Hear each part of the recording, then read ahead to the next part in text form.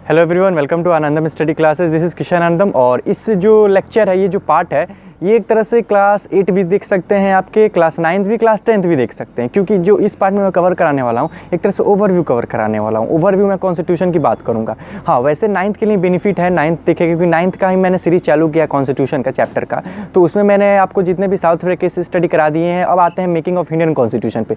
तो मैंने सोचा कि आपको पहले एक ओवरव्यू में पॉइंट्स बता दूँ कॉन्स्टिट्यूशन के, उसके बाद हम जो स्टोरी कंक्लूड करेंगे, कैसे तैयार हुआ कॉन्स्टिट्यूशन, वो टेक्स्ट बुक से देखेंगे। तो आई होप आप फुल लेक्चर देखिएगा और आपको अच्छे समझ में आएगा। और मैं आपको इतना एश्योर कराता हूँ कि आप अगर मेरा लेक्चर देखते हो तो आपके 90% पॉइंट क्लियर हो जाएंगे। आपको टेक्स्ट बुक रीड करने की कोई ज़रूरत नहीं है, इतना आप याद रखिएगा। तो चलिए देखते हैं एक ओवरव्यू पॉइंट्स कॉन्स्टिट्यूशन के।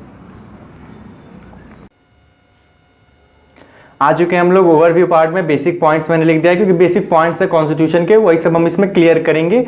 और making of the Indian constitution है आपका क्लास 9th का ही टॉपिक है, लेकिन उस टॉपिक को मैं स्टार्ट करने से पहले एक बेसिक पॉइंट्स दे रहा हूँ, चाहे आप क्लास 8 में हो, चाहे क्लास आप 9 में, क्लास 10 में भी हो, आप देख सकते हो, समझ सकते हो। तो चलिए स्टार्ट करते हैं हम लोग बहुत अच्छे से। आप पूरा बने रहिए वीडियो के साथ और बहुत ही एक तरह से क्विक समझ जाइए। तो अब स्टार्ट करें। सबसे पहले कॉन्स्टिट्यूशन का आपका डिफिनेशन पता ही होगा, मैंने नहीं लिखा है। Set of written rules and regulation आपको याद होगा, बहुत अच्छी बात है।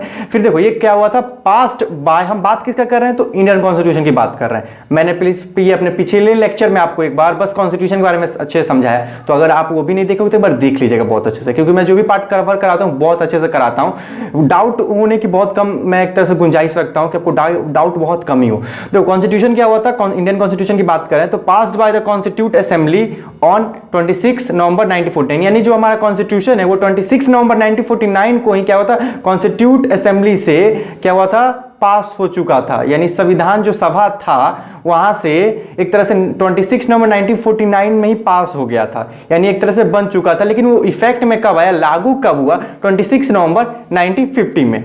क्लियर हुआ कि नहीं, दो डेट है, कंफ्यूज कभी नहीं होना है। Passed by the constitute assembly से कब पास हुआ कॉन्स्टिट्यूशन, क्वेश्चन आएगा तो ये 26 नवंबर 1949, लेकिन केम इनटू इफेक्ट ऑन, कब लागू हुआ, एक तरह से कब इफेक्ट में आया, तो 26 जनवरी 1950, 26 जनवरी 1950 में हुआ, और ये 26 नवंबर 1949 में हुआ। क्लियर हुआ कि नहीं, बहुत अच्छे। अब देखते हैं, देखो कॉन्स्टिट्यूशन में कुछ आर्टिकल्स होते हैं, कुछ पार्ट्स होते हैं, कुछ शेड्यूल्स होते हैं। तो याद रखना है कि 470 आर्टिकल्स है, 25 पार्ट्स हैं और 12 शेड्यूल्स हैं। 12 शेड्यूल्स है। देखो इस तीनों को मैं एक बार, ये थोड़ा सा एडिशनल, जितने भी ये सब पॉइंट्स एडिशनल पॉइंट्स आपके टेक्स्ट बुक में नहीं है, आपको अभी नहीं दिया गया है, क्योंकि आपको ये सब नहीं पढ़ना है। लेकिन ये सब कुछ बेसिक पॉइंट्स है जो कोई पूछ सकता है आपसे कि आर्टिकल्स कितने हैं, पार्ट्स कितने हैं, शेड्यूल्स कितने हैं। मैं तीनों का एक सेपरेट, एक तरह से कह सकते हैं, एक अलग वीडियो बनाऊंगा जिसमें तीनों को मैं अच्छे से अंडरस्टैंड करा दूंगा। अभी पॉसिबल नहीं है, लेकिन आप इतना याद रखिए, 470 आर्टिकल्स है, 25 पार्ट्स है, 12 शेड्यूल्स है। याद रहेगा कि नहीं याद रहेगा, अच्छे से याद रखिएगा, और जीके में भी आ सकता है। तो फिर नोट में मैंने क्या लिखा यहाँ कि there are 104 amendment that have been made in the Indian constitution up to January 25,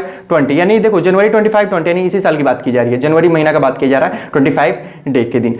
तो क्या हुआ उस दिन, एक तरह से मतलब कॉन्स्टिट्यूशन में अमेंडमेंट टोटल कितना हुआ, तो 104 amendment that have been made, यानी 104 अमेंडमेंट। अमेंडमेंट का मतलब क्या होता है, एक तरह से चेंजेस करना उसमें, यानी अपने अकॉर्डिंग। कॉन्स्टिट्यूशन तो बहुत पहले बना था ना, तो उस टाइम के, मान लो टाइम तो चेंज हो रहा है, आजकल बहुत डेवलपमेंट हो रही है, तो कॉन्स्टिट्यूशन में भी तो लोग के एक तरह से डेवलपमेंट होगी, कुछ नई चीज एडिशनल ऐड होंगे, कुछ पुराने जो है उसको मॉडिफाई करेंगे, तो ये अमेंडमेंट होता है, एक तरह से कुछ चेंजिंग करना, वही रहेगा, लेकिन उसको चेंज करना। तो 104 अमेंडमेंट अभी तक हुआ है, देखा जाए तो अप टू जनवरी 25 और इसी साल 2020 ईयर में।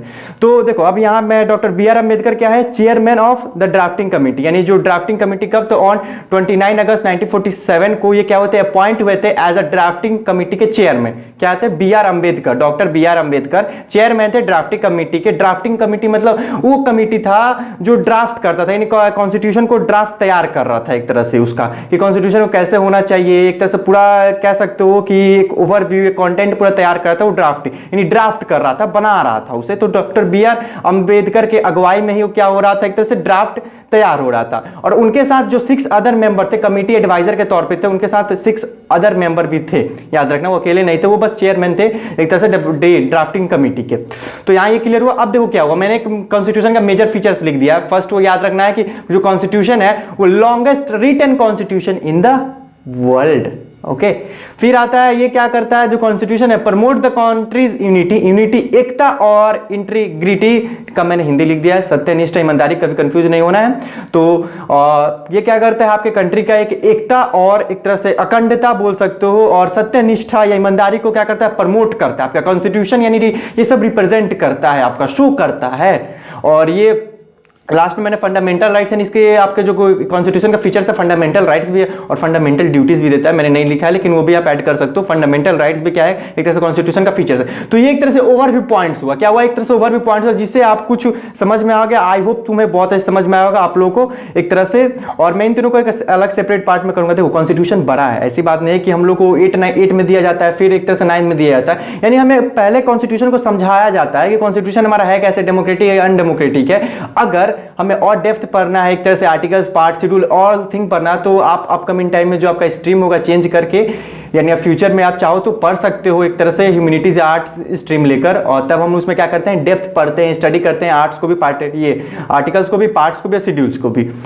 तो आई होप क्लियर होगा, अच्छे से क्लियर होगा। तो लाइक कीजिएगा, सब्सक्राइब कीजिएगा, अपने दोस्तों के साथ भी शेयर कीजिए, उन्हें भी समझा दीजिए कि ये सब पॉइंट्स अगर ये सब इतना समझ लिए तो किसी के सामने क्लास में तुम टीचर को बता सकते हो, समझा सकते हो कि सर कॉन्स्टिट्यूशन पहले making of Indian constitution start करने से पहले सर मैं आपको कुछ पॉइंट्स बताऊंगा सर। तो ये सब आप पॉइंट्स उनको रख सकते हो, बता सकते हो, इनसे पता चलेगा कि आपके पास नॉलेज है। और इतना याद है कि मैं जो भी एक तरह से यहाँ आपको कवर कराता हूँ, मैं एक तरह से 90% कवर कराता हूँ टेक्स्ट बुक से लेकर आपको, कि दोबारा आप रीड ना करो, क्योंकि आप मुझे एक तरह से अपना गोल्डन टाइम दे रहे हो, यूट्यूब पे वीडियो देख रहे हो और आप उतना ही देखो, तो एक तरह से अपना टाइम यूटिलाइज करो अच्छे वे में। ये नहीं कि ओवरव्यू पॉइंट्स मैंने डील कर दिए, नहीं, मैं टेक्स्ट बुक का एक तरह से इंपॉर्टेंट और एक तरह से एवरी पॉइंट्स को कंक्लूड करता हूं, यानी 90% आपके चैप्टर्स को मैं यहां कंप्लीट कर देता हूं। आप अगर कभी रीड करना आपको मौका मिले तो करिएगा, पता करिएगा कि यस किशन भैया ने पूरा एक तरह से पॉइंट्स को रख दिया था, रिप्रेजेंट कर दिया था, बता दिया था, एक्सप्लेन कर दिया था।